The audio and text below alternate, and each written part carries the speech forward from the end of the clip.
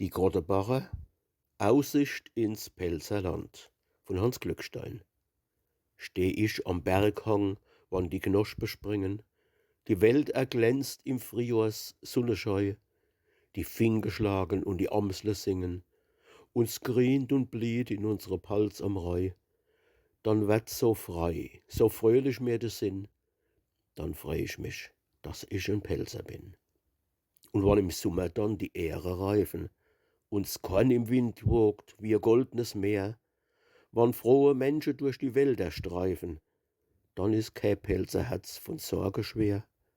Die Heimat scheint köstlicher Gewinn. Dann bin ich froh, dass ich ein Pelzer bin. Wann erst im Herbst der Neie spuckt im Schädel, die Ache sind so voller Feierglanz, jeder Bu am Arm sein Pelzer Mädel zur Musik geht, zum frohe Kerbetanz, wann edler Weih erglied im Becher drin, dann bin ich froh, dass ich ein Pelzer bin.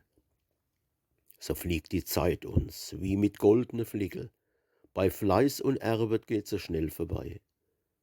E froh Gemüt heißt unser Zaubersprichel, das zaubert uns im Winter noch der Mai. Und dankbar fahrt's durch den Sinn, ich bin so froh, dass ich ein Pelzer bin.